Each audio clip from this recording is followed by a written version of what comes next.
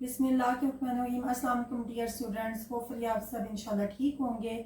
आज हम अपनी Oxford updated 7th addition D3 की exercise number 5A page number 161 पर क्वेश्चन नंबर 5 इसे सॉल्व करेंगे। लास्ट वीडियो में हमने इसके 4 क्वेश्चंस किए थे बेसिक लेवल के, और आज हम इंटरमीडिएट लेवल क्वेश्चन नंबर 5 इसका इंशाल्लाह सॉल्व करेंगे 5, 6, 7। तो आइए स्टार्ट करते हैं अपना question number 5। Simplify each of the following. यहाँ पे स्टूडेंट्स हमें 6 पार्ट्स गिवन है जिसमें हमें सिंप्लीफाई करना है 6 पार्ट्स को। और यहाँ पे आपको याद होगा कि इसके लास्ट 4 जो क्वेश्चंस हैं बेसिक लेवल के, उससे हमने कुछ रूल्स पढ़े थे इंडाइसिस के, कि जब हमारी बेस सेम होगी तो हमारी पावर्स किस तरह से प्लस माइनस किस तरह से होती हैं, मल्टीप्लिकेशन और डिवीजन केसेस में किस तरह से हम सॉल्व करते हैं। आज हम वही वाले कॉन्सेप्ट्स थोड़े से और रिकॉल करेंगे इंशाल्लाह ताला, तो हमें इंशाल्लाह ताला इसकी मज़ीद अच्छे तरीके से इसकी अंडरस्टैंडिंग हो जाएगी, वेल अंडरस्टैंडिंग इस कॉन्सेप्ट की। तो चलिए स्टार्ट करते हैं। स्टूडेंट्स यहाँ पे जो इस क्वेश्चन नंबर 5 का A, B और C पार्ट है, यहाँ पे आप देख रहे हैं कि मल्टीप्लाई हो रही है वैल्यूज। जब वैल्यूज मल्टीप्लाई होती हैं तो हमें याद है कि यहाँ पर हमने लॉ नंबर 1 पढ़ा था पेज नंबर 154 पर। लॉ 1 ऑफ इंडाइसिस था in general, if A is a real number and M and N are positive integers, then law 1 यहाँ पे अप्लाई होगा, जो कि है A raised to power M multiply A raised to power N। और ये किस तरह से सॉल्व होता है, is equal to A M plus N। कि यहाँ पर जब हमारी, अगर मैं सिंपल लैंग्वेज में आपसे बात करूँ तो ये इस तरह से होगा कि जब हमारी बेस सेम होती है तो उसमें हमारी वैल्यूज मल्टीप्लिकेशन में ऐड हो जाती हैं। तो स्टार्ट करते हैं, इसमें भी हमें मजीद इंशाल्लाह इस तरह से समझ आएगी। तो देखिए स्टूडेंट्स, मैंने बात की कि जब आपकी बेस सेम होती है, तो यहाँ पे जब बेस सेम है और मल्टीप्लाई हो रहा है तो इट मीन्स यहाँ पे ये एडिशन होगी यहाँ पर। और बेस सेम किस की है वो हम थोड़ा सा साथ लिख लेते हैं, h² एंड h11। और जो दूसरा है हमारा that is k and k9। तो देखिए स्टूडेंट्स, जब यहाँ पर हमें मालूम है कि जिसके ऊपर कोई वैल्यू नहीं होती मेंशन, तो उसका मीनिंग होता है कि वहां पर 1 उसकी वैल्यू है या पावर है। तो स्टूडेंट्स यहाँ पे हमने देखा कि लॉ 1 में हमारी जब बेस सेम होती है, मल्टीप्लाई हो रही होती है वैल्यूज, तो हम अपनी पावर्स को ऐड कर देते हैं।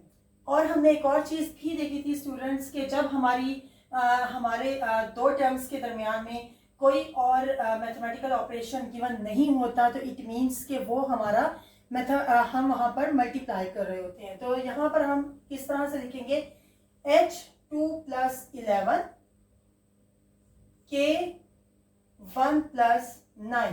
तो देखिए h raise to power 13, 11, 12, 13 and k raise to power 10। That is our answer students. कि यहाँ पर हमने जस्ट लॉ 1 देखा है इंडाइसिस का, जिसमें हमने देखा कि जब हमारे पास a जो है हमारे पास अगर रियल नंबर है, अगर ये हमारे पास रियल नंबर्स हैं और इसकी जो पावर्स गिवन है वो हमारी पॉजिटिव इंटीजर्स है, तो मल्टीप्लिकेशन के केस में हम अपनी पावर्स को ऐड कर देते हैं, सेम बेस वाली पावर्स को।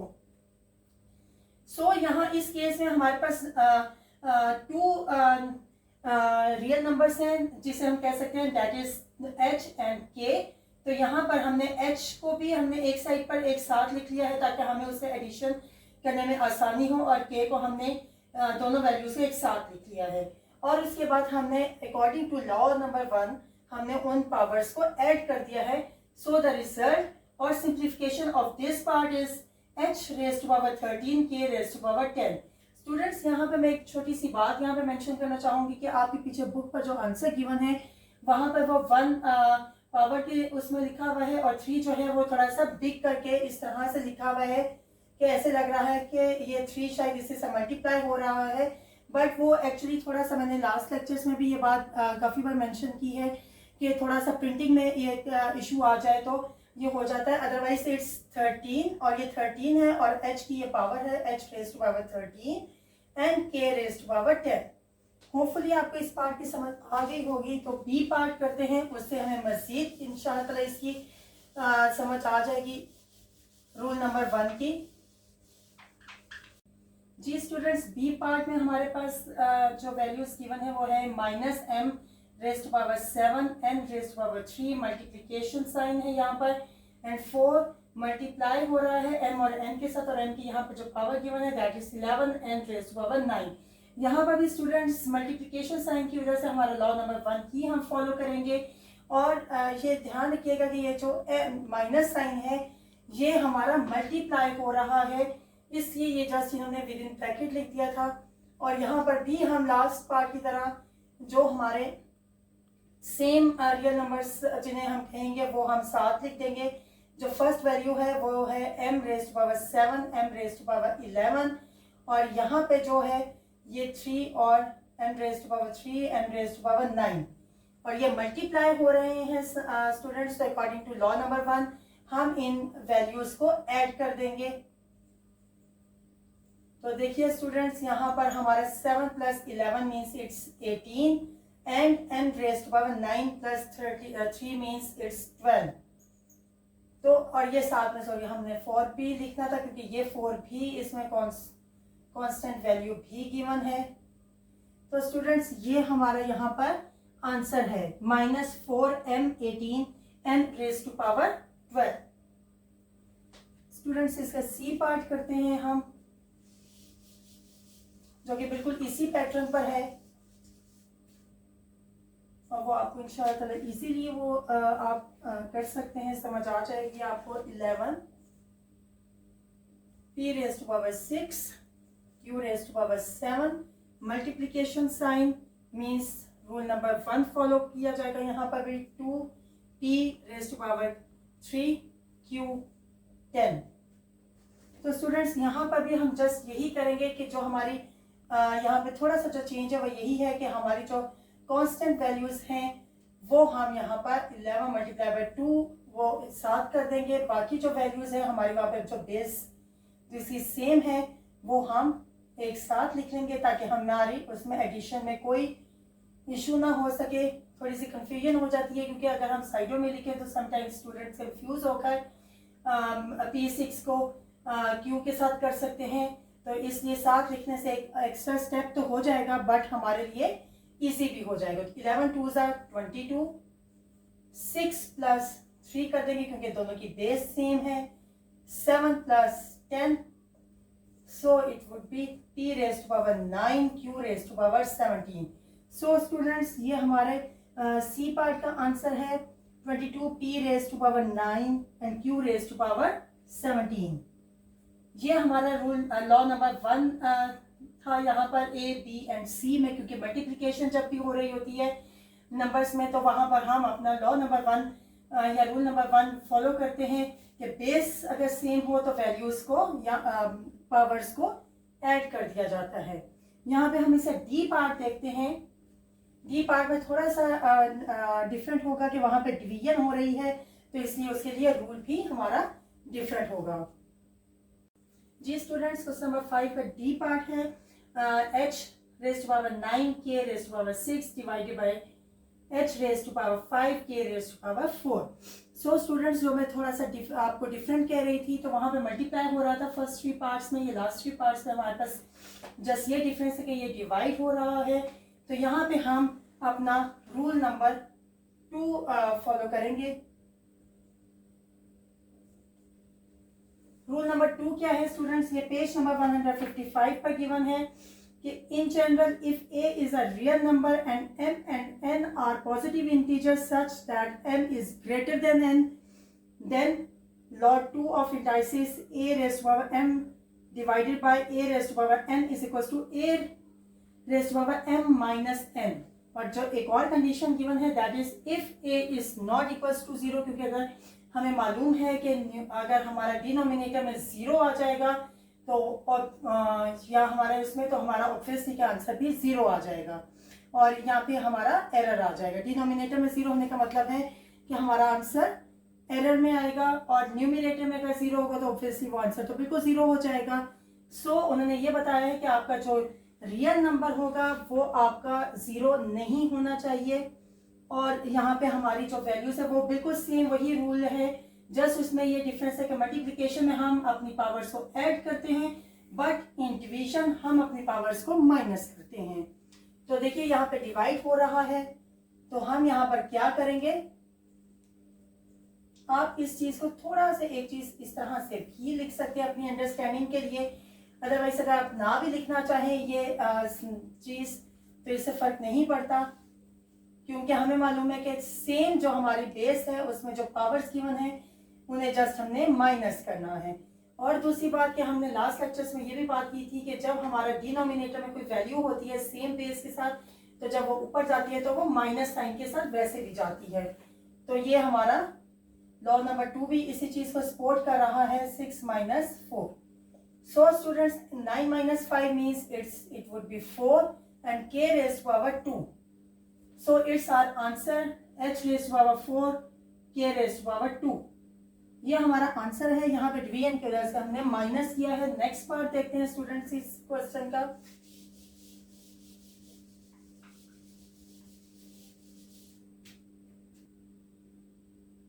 जी स्टूडेंट्स, ये है ई पार्ट। ई पार्ट में भी हमारा लॉ नंबर 2 ही अप्लाई होगा। वाई? बिकॉज यहाँ पे भी डिवीजन है, तो इससे हम इसको इस तरह से अगर लिख लें तो हमारे लिए थोड़ा इजी भी हो जाएगा, क्योंकि यहाँ पे अगर आप देखें तो इसमें कांस्टेंट वैल्यूज भी हमारी इन्वॉल्व हैं और वो हम डिवाइड कर सकते हैं। तो देखिए 3 1s are 3 and 3 5s are 15।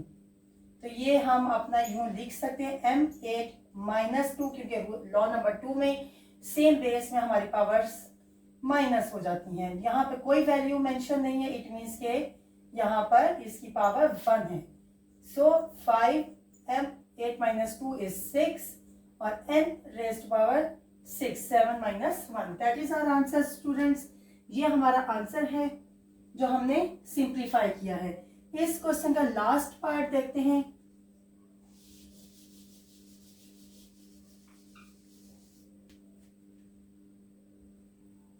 Ji students, question number 5 का लास्ट पार्ट है। इसको भी हम लास्ट पार्ट की तरह ही देखते हैं कि अगर हम इसको सबसे पहले डिवीजन की वजह से फ्रैक्शन में लिख लेते हैं, फ्रैक्शन बार।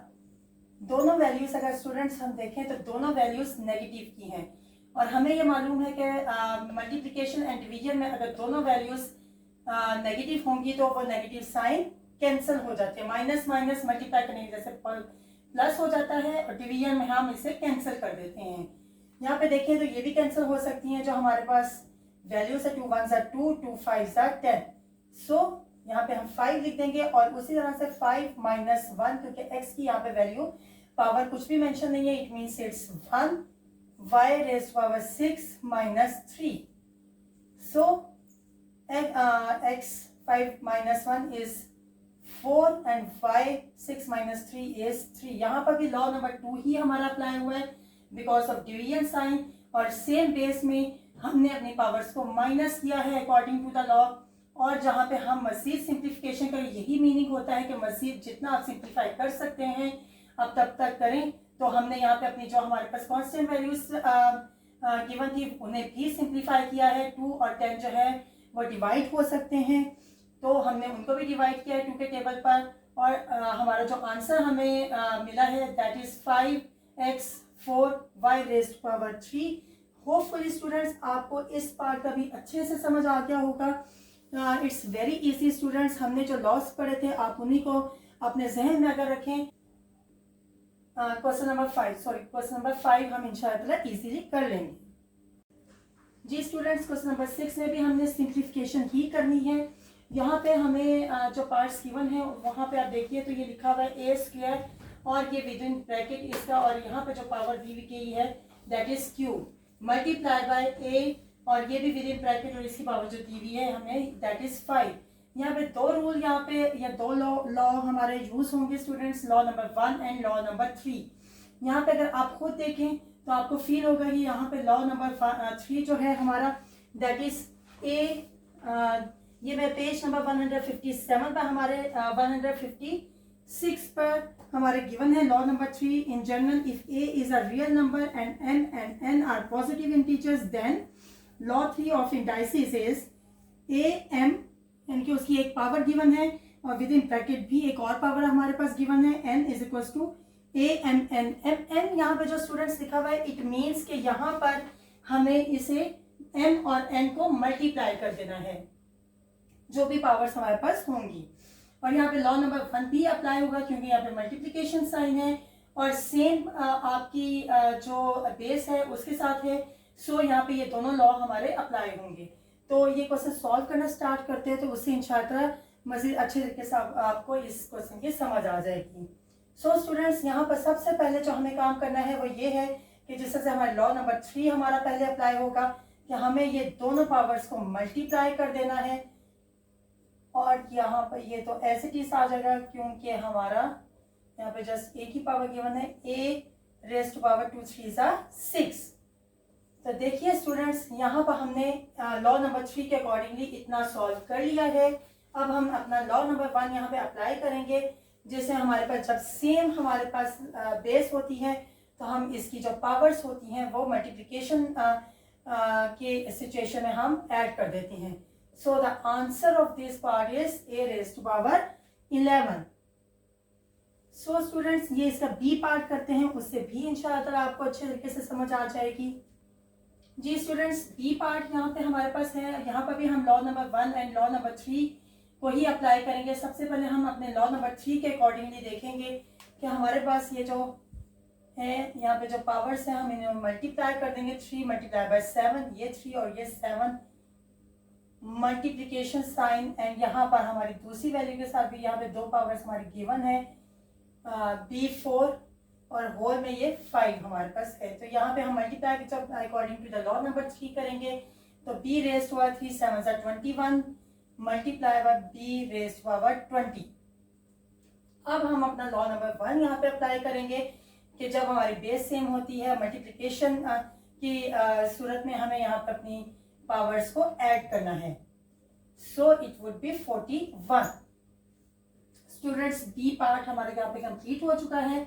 होपफुली आपको इस पार्ट की भी समझ आ गई होगी। इट्स वेरी इजी, इंशाल्लाह ताला आपके कॉन्सेप्ट्स इससे बहुत क्लियर हो जाएंगे। जी स्टूडेंट्स, सी पार्ट है C6 with in bracket and 5 इसकी पावर दी गई है divided bye -c²। So students, यहाँ पे जो हमारे लॉ अप्लाई होंगे that is law number 2 and law number 3, क्योंकि यहाँ पे डिवीजन है नॉट मल्टीप्लिकेशन। सो हम यहाँ पे डिवीजन का लॉ अप्लाई करेंगे एंड लॉ 3 भी करेंगे क्योंकि हमें देखिए तो हमारे पास दो पावर्स हैं। यहाँ पर स्टार्ट करते हैं अपना question. C6 multiply by 5 divided by -c², C30। और देखिए तो स्टूडेंट्स, यहाँ पे डिवीजन है और हमें मालूम है कि हम इसे इस तरह से भी देखिए लिख सकते हैं। डिवाइड हो रहा है ना, तो जस्ट हमने ये वैल्यू इसके फ्रैक्शन में लिख दिया है। ये डिवीजन बार ही होती है, फ्रैक्शन बार भी हम इसे कह सकते हैं। ये जो लाइन है ये यहाँ पर आप वैल्यूज डिवाइड हो रही हैं। सो स्टूडेंट्स, यहाँ पे हमें मालूम ये पॉजिटिव वैल्यू है और ये नेगेटिव वैल्यू है। ये कैंसिल तो नहीं हो सकता, तो प्लस माइनस माइनस ही होता है, ये कैंसिल नहीं हो रहा। वो तो मल्टीप्लिकेशन में एनीवेज होता है हमारा plus minus minus, but division में भी हमारा ये कैंसिल नहीं हो सकता क्योंकि यहाँ पर हमारे पास प्लस है। जी स्टूडेंट्स, ये minus sign as it is रहेगा क्योंकि ये कैंसिल नहीं हो रहा। और हमने ये अपने लॉ नंबर 2 में देखा है कि जब हमारे पास डिवाइड हो रही होती हैं वैल्यूज तो हमारी जो वैल्यूज होती हैं सेम बेस के साथ वो हमारी माइनस हो जाती हैं। सो स्टूडेंट्स, वो हम यहाँ पे भी डायरेक्ट भी लिख सकते थे according to the law number 2, और एक ये एक्स्ट्रा स्टेप भी हमने कर दिया, ये भी सेम है। अगर आप करना चाहें तो ठीक है, अदरवाइज से गलत नहीं होगा, आप डायरेक्ट ये स्टेप भी कर सकते हैं। 30 में से 2 हम माइनस करेंगे तो it would be 28। So our answer is -c raise to power 28। जी स्टूडेंट्स, डी पार्ट है हमारे पास -3d³ और इसके बाद स्क्वायर हमारे पास पावर है डिवाइडेड बाय 2d³, इसकी होल पावर है। सो स्टूडेंट्स, यहाँ पर भी हम लॉ नंबर 2 और लॉ नंबर 3 के अकॉर्डिंगली इसे सॉल्व करेंगे। सबसे पहले हम लॉ नंबर 3 इस पर अप्लाई करेंगे जिसमें हम इसकी पावर सेम कर देंगे। सो स्टूडेंट्स, थोड़ा सा अगर हम इसे थोड़ा सा सेपरेट करके लिखेंगे तो हमारे लिए इजी हो जाएगा अंडरस्टैंड करना।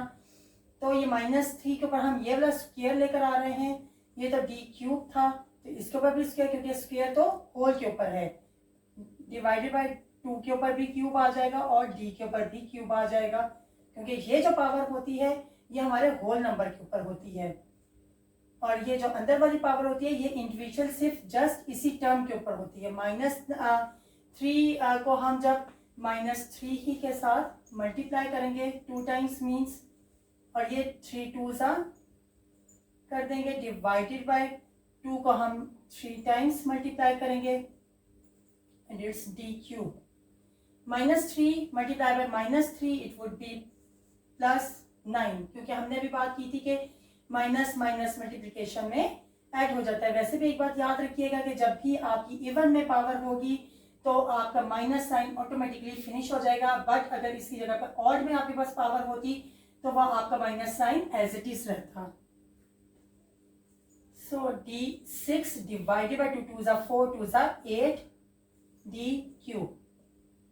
सो स्टूडेंट्स इसको भी हम इसको थोड़ा सा इस तरह से अगर लिख लें तो इजी हो जाएगा, क्योंकि डिवाइड हो रहा है तो हम इसे इस तरह से फ्रैक्शन में भी लिख सकते हैं 9/8, और यहाँ पर हमें मालूम है कि according to the law number 2 same base में हम इसे डिवीजन के केस में माइनस कर देंगे वैल्यू, और हमारा जो आंसर आएगा 9/8 d6 - 3 = 3 d³। That is our answer students. Next part इसका करते हैं। जी स्टूडेंट्स, इसका ई पार्ट है। यहाँ पे हमारे पास e³ और इसकी होल पावर जो है that is 5 divided by -e², और वो पावर जो है 4।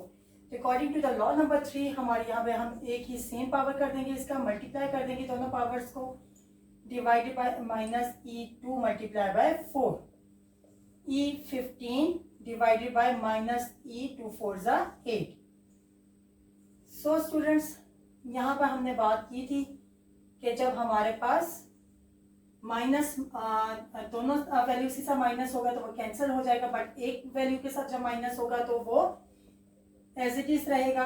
हम according to the law number 2 यहाँ पे माइनस कर देंगे डिवीजन केस में अपनी सेम बेस के साथ अपनी पावर्स को। 15 - 8 = 7। सो स्टूडेंट्स इस पार्ट का हमारे पास ये आंसर है। जी स्टूडेंट्स, यहाँ पे हमारे पास जो वैल्यूज है जिन्हें हमने सिंप्लीफाई करना है 4f6 और होल पावर इस के ऊपर, इस टर्म के ऊपर है क्यूब की, डिवाइडेड बाय -2f³ और होल पावर यहाँ पर भी क्यूब है, तो हम इसको भी सॉल्व करते हैं लास्ट पार्ट की तरह। रूल नंबर 3 लॉ नंबर 3 यहाँ पे फॉलो होगा, 4³ हो जाएगा और f6 multiply by 3 according to the law number 3, -2 पर भी क्यूब आ जाएगा और f3 - 3। 4 को अगर स्टूडेंट्स हम लोग 3 टाइम्स हम इसे मल्टीप्लाई करें तो हमारा आएगा 4 4s 16 एंड 16 4s 4 6 स्टूडेंट्स ये होता है 24, 4 1s 4 और 2 ऐड करेंगे तो इट वुड बी 6। आप कैलकुलेटर से भी कर सकते हैं, मैं यूजुअली ज़्यादा कैलकुलेटर यूज़ नहीं करती, सो मैनुअली भी हम कर सकते हैं इसको। तो it would B 64 f6 3s 18 divided by, और स्टूडेंट्स अभी लास्ट पार्ट में हमने ये बात की थी कि जब आपकी पावर ऑड में होगी, ऑड नंबर में, तो आपका ये minus sign as it is होगा। 2 2s 4, यहाँ पे हमने 3 टाइम्स 2 -2 को मल्टीप्लाई करना है, 2 2s 4 2s 8, so it would be -8 f raise to power 3 3s 9। So students अगर मैं इसको यूं लिखना चाहूँ तो मैं डेफिनेटली लिख सकती हूँ 18 and f raise to power 9। यहाँ पे अगर हम इसे सिंप्लीफाई करें 8 1s 8 एंड 8 8s 64, तो यहाँ पे minus sign as it is आएगा क्योंकि ऊपर माइनस नहीं बल्कि प्लस है, तो कैंसिल नहीं होगा, -8 और f की यहाँ पे हम माइनस कर देंगे according to the law number 2। So our answer is 18 - 9, it would be 9। So it is our answer -8 f raise to power 9। Question number 7 and 8 हम इंशाल्लाह नेक्स्ट वीडियो में करेंगे। टिल देन अल्लाह हाफिज़, अपना बहुत सा ख्याल रखिएगा, लाइक करें, शेयर करें, कमेंट करें। थैंक यू सो मच, अल्लाह हाफिज़।